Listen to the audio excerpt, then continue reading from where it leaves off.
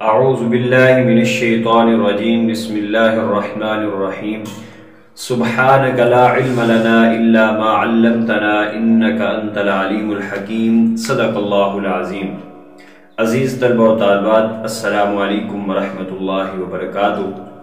آج ہمارا 10th class کی اسلامیات کا لیکچر نمبر 11 ہے، جس میں ہم قرآن کریم کی سورت نمبر 33 پارہ نمبر 21 کی سورت الاحزاب کا رکوع نمبر 3 اور اس کی آیت نمبر 25، 24، 25، 27 اور 28 کا ترجمہ و تشریح پڑھیں گے۔ گزشتہ سبق میں آپ نے سورت الاحزاب کے رکوع نمبر 3 کی آیت 21، 22، 23 پڑھی۔ 21 میں آپ نے پڑھا کہ حکم ہوا کہ رسول اللہ صلی اللہ علیہ وسلم کی پیروی کرو، آپ کا اسوہ حسنہ اس کو اپناؤ، آپ صلی اللہ علیہ وسلم کے نقش قدم پر چلو، اپنی زندگی کے تمام معاملات میں اور انسانی زندگی کے تمام پہلو آقا علیہ الصلوۃ والسلام کی زندگی کے مطابق بسر کرو۔ اس کے بعد ان مؤمنین کا ذکر ہوا جو کہ مخلصین خالص ایمان والے ہیں، کہ جب انہوں نے وَلَمَّا رَأَى الْمُؤْمِنُونَ الْأَحْزَابَ قَالُوا هَذَا مَا وَعَدَنَا اللَّهُ وَرَسُولُهُ وَصَدَقَ اللَّهُ، کہ انہوں نے جب دیکھا کہ لشکر ان کے سر پر چڑھائے ہیں تو انہوں نے کہا کہ واقعی اللہ کا وعدہ سچ ہوا۔ لشکروں کو دیکھ کر انہوں نے ان کا ایمان فرما برداری اور زیادہ بڑھ گئی۔ اس کے بعد آیت نمبر 23 میں ذکر ہوا ان حضرات کا، حضرات صحابہ کرام کا، جنہوں نے اللہ تعالیٰ کے ساتھ ایمان کے وعدے کے ساتھ ساتھ شہادت کا وعدہ بھی کر رکھا تھا۔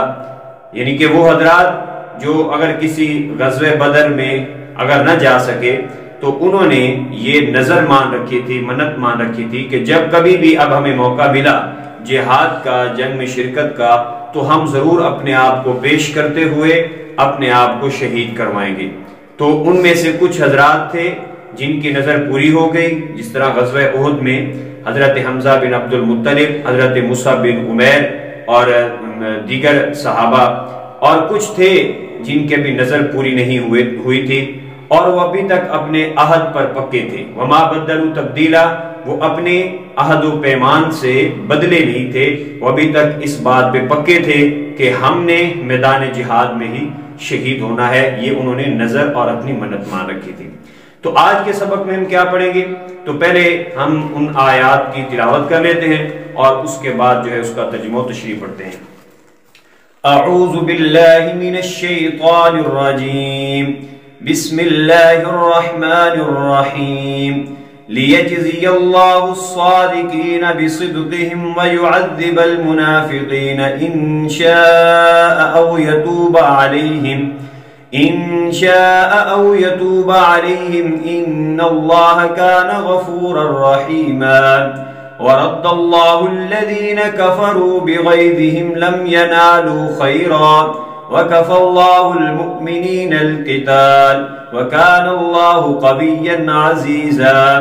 وَأَنزَلَ الَّذِينَ ظَاهَرُوهُم مِّنْ أَهْلِ الْكِتَابِ مِنْ صَيَاصِيهِمْ وَقَذَفَ فِي قُلُوبِهِمُ الرُّعْبَ فَرِيقًا تَقْتُلُونَ وَتَأْسِرُونَ فَرِيقًا وَأَوْرَثَكُمْ أَرْضَهُمْ وَدِيَارَهُمْ وَأَمْوَالَهُمْ وَأَرْضًا لَّمْ تَطَئُوهَا وَكَانَ اللَّهُ عَلَى كُلِّ شَيْءٍ قَدِيرًا۔ صدق اللہ العظیم۔ تو آج کی جو پہلی آیت ہے ہمارے سبق کی، آیت نمبر 24، اس کے الفاظ معنی جو ہیں وہ دیکھ لیتے ہیں۔ لیجزی اللہ، تاکہ جزا دے اللہ، الصادقین، سچے لوگ، بصدقہم، ان کی سچائی کی، ویعذب المنافقین، اور عذاب دے منافقوں کو، انشاء، اگر وہ چاہے، او یا یتوب علیہم، وہ ان کی توبہ قبول کر لے، ان اللہ، بے شک اللہ، غفور الرحیم، بخشنے والا مہربان ہے۔ اس کا جو ترجمہ ہے وہ کچھ اس طرح بنے گا تاکہ اللہ سچوں کو ان کی سچائی کا بدلہ دے اور منافقین کو عذاب دے یا ان کو توبہ کی توفیق دے۔ بے شک اللہ تعالیٰ معاف کرنے والا مہربان رحم کرنے والا ہے۔ اس میں یعنی کہ جو غزوہ احزاب کے موقع پر ایک تو پتہ چل گیا کہ خالص ایمان والے کون ہیں اور منافقین کون ہیں۔ تو اللہ تعالیٰ نے غزوہ احزاب میں خالص ایمان والوں کے بارے میں فرمایا کہ اللہ چاہتے ہیں کہ ان کو ان کی سچائی کا بدلہ دیا جائے جنہوں نے اپنے آپ کو پیش کیا اور جہاد میں شرکت کی، اور جو منافقین ہیں ان کے بارے میں فرمایا وَيُعَذِّبَ الْمُنَافِقِينَ، جو منافقین ہیں ان کو جو ہے عذاب ملنا چاہیے، ان کو سزا ملنی چاہیے ان کے نفاق کی، اور ممکن ہے کہ اللہ تعالیٰ ان کی جو توبہ ہے وہ قبول کر لے، اور خدا جو ہے مہربان ہے رحم کرنے والا ہے، وہ ان کو توبہ کی توفیق بھی بخش سکتا ہے۔ بالکل عام اس کا آسان سا مفہوم ہے اور آسان سا ترجمہ ہے۔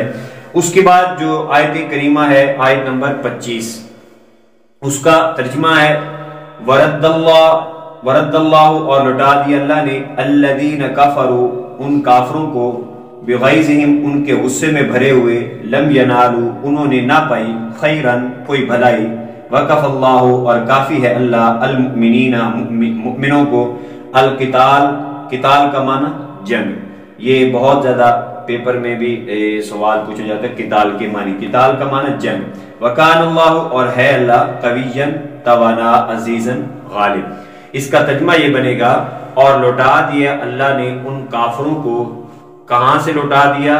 غزوہ خندق سے گھروں کو واپس لوٹا دیا، اور وہ غصے میں بھرے ہوئے آئے تھے، اور اللہ تعالیٰ مؤمنین کو کافی ہے، اور خدا توانا، طاقتور، قدرت رکھنے والا اور غالب ہے۔ اس جو آیت کریمہ ہے اس کے دو حصے بنتے ہیں۔ پہلا حصہ جو ہے ورد اللہ الذین کفروا بغیظہم، اللہ نے کافروں کو واپس لوٹا دیا جو غصے میں بھرے ہوئے آئے تھے۔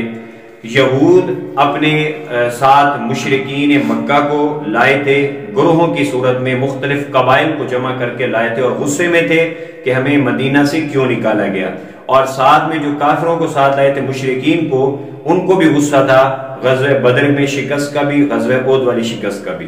تو اس لیے یہ جو کافر تھے یہ غصے سے بھرے ہوئے آئے، اللہ نے فرمایا کہ ہم نے ان کو واپس لوٹا دیا۔ لم ینالوا خیرا، انہوں نے بھلائی نہیں پائی، یہ بھلائی پا ہی نہیں سکیں گے۔ لم ینالوا خیرا، ان کے اندر کوئی بھلائی نہیں ہے۔ یہ اس آیت کا پہلا حصہ ہے۔ دوسرے حصے میں فرمایا وقف اللہ المؤمنین القتال، اللہ مؤمنین کو جنگ کے لیے کافی ہے۔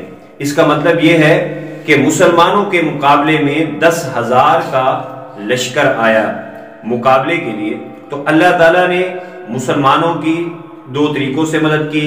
سخت سردی کا موسم تھا، تیز ٹھنڈی ہوا چلائی، طوفان تھا بھیجا، اور جس کی وجہ سے جانور ان کے وہ رسیاں توڑا کر بھاگے، ان کے خیمے اکھڑ گئے، ان کی جو آگ تھی بجھ گئی، ہر طرف اندھیرا چھا گیا۔ سخت سردی کی وجہ سے انہوں نے جو ہے محاصرہ اپنا ختم کر دیا۔ دوسری صورت جو غیبی صورت تھی مدد کی وہ تھی کہ فرشتوں کو بھیجا جو کہ نظر نہیں آ رہے تھے۔ تو اللہ تعالیٰ نے فرمایا کہ جس طرح اب ہم نے مؤمنین کی مدد کی ہے، ان کو خود کو اتنی لڑنے کی حاجت پیش نہیں آئی کہ جتنا ہم نے ان کی مدد فرما دی ہے فرشتوں کے ذریعے، اور ساتھ میں تیز ٹھنڈی ہوا چلا کر۔ تو یہاں پر اسی بات کا ذکر ہے وقف اللہ المؤمنین القتال، اللہ مومنوں کو جنگ کے لیے کافی ہے، وکان اللہ قویا عزیزا۔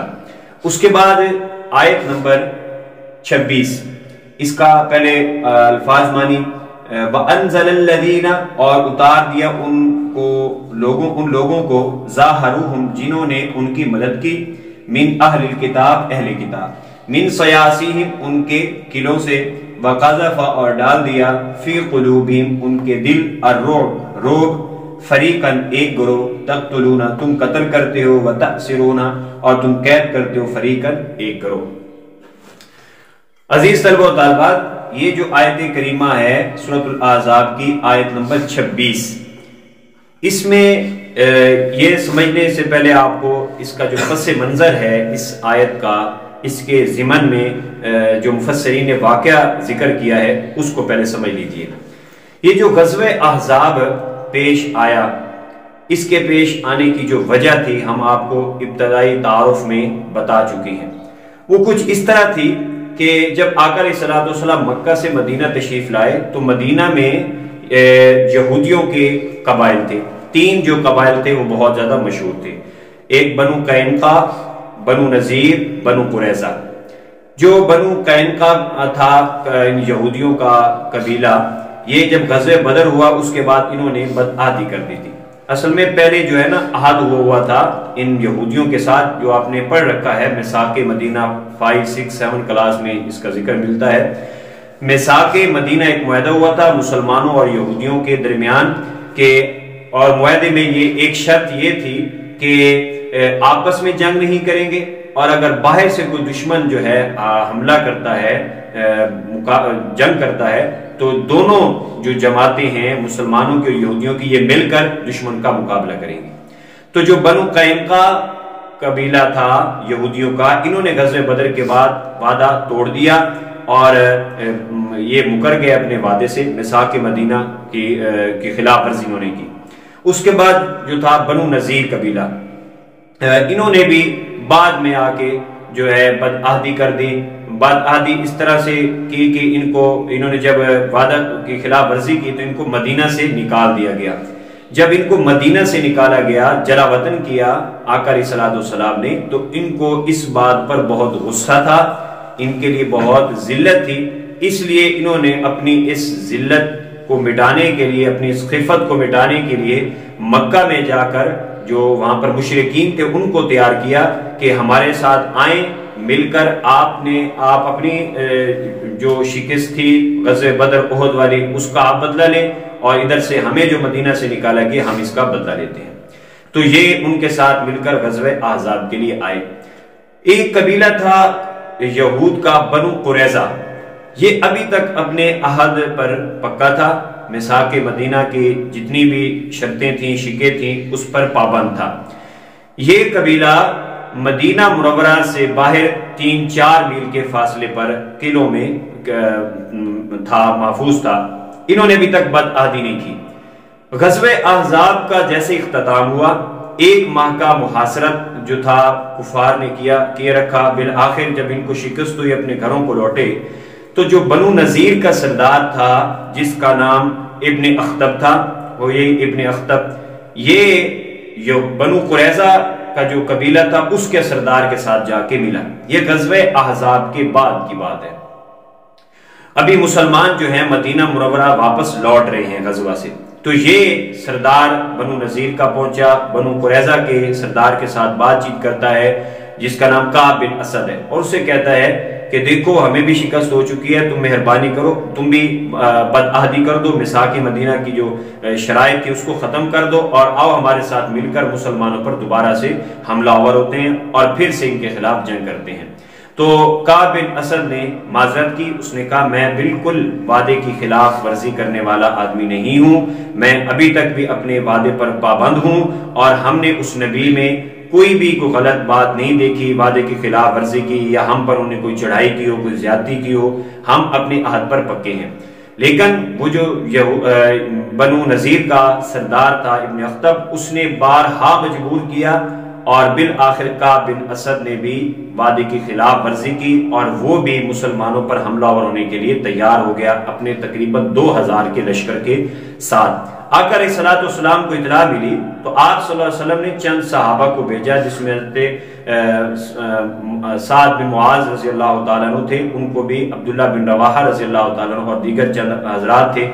یہ گئے، انہوں نے جا کے معلوم کیا کہ واقعی بنو نذیر نے بدعہدی کر دی ہے، وعدے کو توڑ دیا ہے، تو پتہ چلا واقعی ہی توڑ دیا ہے۔ ادھر ابھی تک جو مؤمنین تھے غزوہ احزاب سے واپس آ کر مدینہ میں، انہوں نے ابھی تک اپنے ہتھیار تک نہیں اتارے تھے، اپنا لباس تک نہیں بدلا تھا۔ آقا علیہ الصلوۃ والسلام خود ابھی غسل فرمانے لگے تو اس وقت جبرائیل علیہ الصلوۃ والسلام آئے اور انہوں نے عرض کی یا رسول اللہ کیا آپ ہتھیار اتار رہے ہیں؟ حالانکہ ہم فرشتوں نے ابھی تک بھی نہیں اتارے۔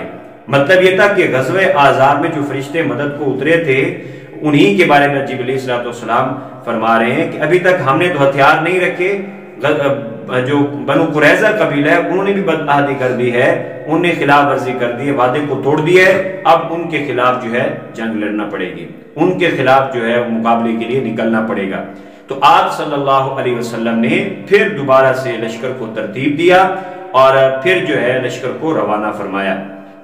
تو جو ان کا قلعہ تھا یہودیوں کا، اس کا 25 دن تک مسلمانوں نے، اہل ایمان نے محاصرہ کیا۔ یہ واقع تفصیل ہے، یہ صرف میں اس لیے عرض کر رہا ہوں کہ آپ کو آیت نمبر 26 جو ہے تبھی سمجھ آئے گی جب یہ آپ اس غزوہ بنو قریظہ، یہ غزوہ بنو قریظہ جو ہے اس کو کہا گیا ہے۔ بعض نے شمار کیا ہے کہ یہ بھی یہ جو غزوہ احزاب ہے یہ اسی کا حصہ ہے، بعض اس کو علیحدہ غزوات میں شامل کیا، غزوہ بنو قریظہ۔ بنو قریظہ جو یہودیوں کا قبیلہ تھا ان کے خلاف جو ہے یہ جنگ لڑی گئی۔ تو غزوہ احزاب سے بھی فارغ ہوئے ہی تھے کہ پھر سے جنگ کے لیے چل پڑے۔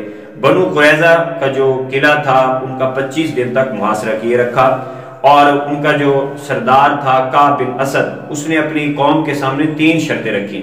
ایک شرط یہ رکھی کہ ہم اس نبی پر ایمان لائیں، ہم نے تورات، زبور میں، انجیل میں اس نبی کا ذکر پڑھا ہے تو ہم اس پر ایمان لاتے ہیں۔ دوسری یہ بات ہے کہ اگر یہ بات نہیں مانتے ہو تو پھر دوسری بات یہ ہے کہ اپنے بیوی بچوں کو ہم یہیں پر ہی قتل کر دیتے ہیں اور خود جو ہے ان کے لیے جو ہے لڑنے کے لیے نکل پڑتے ہیں۔ تو قوم نے یہ بات بھی نہ مانی۔ تیسری اس نے کہا کہ پھر یہ ہے کہ آؤ پھر حملہ کرتے ہیں مسلمانوں پر، جو ہوگا دیکھا جائے گا۔ تو یہ پھر مقابلے کے لیے نکل نہ سکے۔ 25 دن تک کا محاصرہ مسلمانوں نے، اہل ایمان نے نکاح کیے رکھا۔ نتیجہ کیا نکلا؟ تفصیلات بہت ہیں اس کے اندر، مختصر یہ عرض کر دوں کہ اس غزوے کا نتیجہ یہ نکلا تھا کہ مسلمانوں نے یہودیوں کو پکڑ پکڑ کر قتل کیا تھا۔ تقریباً مختلف روایات 600 یہودی مارے گئے، 700، 800، یہ 3 روایات ملتی ہیں کہ اتنے یہودی جو ہیں وہ مارے گئے، اور جو باقی بچ گئے ان کو قید کر دیا گیا، اور ان کی جو عورتیں تھیں ان کو بھی گرفتار کیا گیا، ان کو مال غنیمت کے طور پر۔ اس غزوہ بنو قریظہ میں مسلمانوں کو بہت سا مال غنیمت ملا، کیونکہ یہودیوں کا ایک پورا جو قلعہ ہے اس پر ان کو حق مل گیا، مسلمانوں کو وہ ان کو مال غنیمت کے طور پر مل گیا۔ ان کی جو خواتین تھیں اور ان کے جو مرد تھے وہ گرفتار ہوئے، قید ہوئے۔ اسی چیز کا ذکر اس سورۃ الاحزاب کی آیت نمبر 26 میں ہے۔ غزوے کا اختتام کیسے ہوا کہ اس میں جو صحابی رسول تھے حضرت سعد بن معاذ رضی اللہ تعالیٰ عنہ، وہ ابتدا میں ان کو کوئی تیر لگا جس کی وجہ سے وہ خود فرماتے تھے کہ یہ تیر مجھے اپنے لیے جان لیوا ثابت ہو رہا تھا۔ تو انہیں دعا کی کہ یا اللہ کہ جب تک ان یہودیوں کو، بنو قریظہ کے قبیلے کا انجام میں نہ دیکھ لوں، یا اللہ مجھے موت نہ دینا۔ تو اس غزوے کے اختتام پر ان کی بھی شہادت ہو گئی۔ انہی کے بارے میں آتا ہے جب یہ اصحاب رسول ان کو اٹھا کر جا رہے تھے، ان کا جسم مبارک، تو اس وقت صحابہ آپس میں کہہ رہے تھے کہ یا رسول اللہ، یہ حضرت سعد بن معاذ یہ تو بھاری جسم کے تھے لیکن اتنا ہلکا ان کا جسم کیوں ہو گیا شہادت کے بعد؟ تو آپ نے فرمایا ان کا جنازہ صرف تم نے نہیں، ایک اور مخلوق یعنی فرشتوں نے بھی اٹھایا ہوا ہے۔ تو اس غزوے کا اختتام یہ ہوا، یہودی مارے گئے 600، 700 یا 800، اور باقی جو بچے ان کو قید کیا گیا، ان کی جو خواتین تھیں ان کو بھی مال غنیمت کے طور پر گرفتار کیا گیا، صرف بچوں کو جو ہے وہ چھوڑ دیا گیا، اور مسلمانوں کو اس غزوہ سے بہت سا مال غنیمت بھی ہاتھ لگا۔ یہاں پر اب آپ آیت نمبر 26 سمجھیں گے آپ کہ وَأَنزَلَ الَّذِينَ، اور اتار دیا ان کو، ظَاهَرُوهُمْ، جنہوں نے ان کی مدد کی۔ یہ بنو قریظہ مدد کرنا چاہ رہے تھے باقی اپنے قبائل کی، یعنی کہ ان کو اہل کتاب کہا گیا یہودیوں کو۔ من صیاصیم، ان کے قلعوں سے ہم نے، اللہ فرمایا کہ ہم نے ان کو اتار دیا، وَقَذَفَ فِي قُلُوبِهِمْ، ان کے دلوں میں ہم نے روب ڈال دیا تھا۔ یہ یہود بنو قریظہ کا جو قبیلہ تھا اس کو قلعے سے اتارا اور ان کے دلوں میں روب، ڈر پیدا کر دیا مسلمانوں کا، اور اللہ نے فرمایا فَرِيقًا تَقْتُلُونَ وَتَأْسُونَ فَرِيقًا، ایک گروہ کو تم قتل کرتے تھے اور ایک گروہ کو تم قید کرتے تھے۔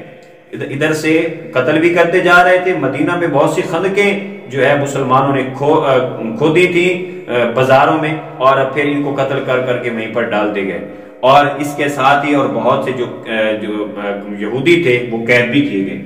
آیت نمبر 27 اسی کا ہی حصہ ہے، اس کو دیکھیں، وَأَوْرَثَكُمْ، اور تمہیں وارث بنا دیا اللہ نے، ارضم، ان کی زمین کا، یعنی کہ وہ جو یہود بنو قریظہ، غزوہ بنو قریظہ پیش آیا، اس میں مسلمانوں کو ان کی زمین کا وارث بنا دیا، مالک بنا دیا، حقدار بنا دیا، اور وَدِيَارَهُمْ، ان کے گھر کا، وَأَمْوَالَهُمْ، ان کے مال کا، وَأَرْضًا، اور اس زمین کا بھی ہم نے تم کو وارث بنایا، لَمْ تَطَئُوهَا، جس زمین پر تم نے قدم نہیں رکھا تھا۔ دیکھیں اس غزوہ بنو قریظہ کے موقع پر بہت سی چیزیں مسلمانوں کے ہاتھ لگیں، ان کے گھر، ان کے مال اور ان کی زمینیں جن کے بارے میں اللہ نے فرمایا تم نے ان پر قدم تک نہیں رکھا تھا، وہ بھی تمہارے حصے میں آ گئی۔ وَقَانَ اللَّهُ عَلَىٰ كُلِّ شَيْءٍ قَدِيرًا، خدا جو ہے ہر چیز پر مکمل طور پر قدرت رکھنے والا ہے۔ خدا قدرت رکھتا تھا کہ تمہیں جو ہے اتنے مال کے ساتھ نوازے۔ دیکھیں جو مسلمان جب مدینہ میں آئے تھے تو اتنے خوشحال نہیں تھے، بہت زیادہ کمزور تھے، اپنے گھر بار چھوڑ کر آئے ہوئے تھے، تو جیسے جیسے یہ جہاد میں چلتے گئے تو ان کا مقصد مال غنیمت نہیں، اللہ کی رضا ہوتی تھی، لیکن اللہ تعالیٰ ان کو مال غنیمت کے ساتھ نوازتا گیا اور یہ خوشحال بھی ساتھ ساتھ ہوتے گئے۔ جیسے غزوہ بنو قریظہ کے موقع پر ان کو بہت سا مال جو ہاتھ لگا، ان کے گھروں پر قبضہ ہوا، ان کے جو مال تھے، ان کے جو لوگ تھے، ان کی عورتیں مال غنیمت کے طور پر ہاتھ لگی۔ تو یہ آج کا سبق تھا غزوہ بنو قریظہ۔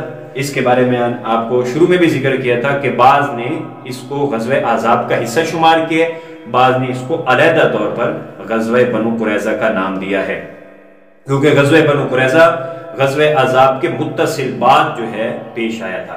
تو آج کے جو سبق کے اہم ترین جو الفاظ ہیں ان کے معنی جو ہیں وہ آپ یہاں پر انڈر لائن کر دیتے ہیں تاکہ آپ اس کو اچھی طریقے سے یاد کر سکیں۔ یہ بغیظہم لفظ یاد کریں، القتال، اس کے بعد قذف، اور اس کے بعد سیاسیم، اس کے بعد تقتلون فریقاً، اور اس کے بعد ودیارہم، ارضہم، یعنی کہ یہ وہ الفاظ ہیں جو آپ کے آگے جو مشق ہے اس کے آخر میں بھی دیے ہوئے ہیں۔ یہ آج کا ہمارا سبق تھا، سورۃ الاحزاب کا رکوع نمبر 3 مکمل ہوا۔ اگلے لیکچر میں ہم اسی رکوع نمبر 3 کی جو ایکسرسائز ہے، مشق ہے، اس کو بھی حل کریں گے۔ ساتھ میں آپ کو جو گزشتہ بورڈز کے پیپر میں MCQs اور شارٹ کویسچن اس رکوع کے حوالے سے آ چکے ہیں اس کے بارے میں بھی آپ کو بتائیں گے۔ والسلام، اللہ حافظ۔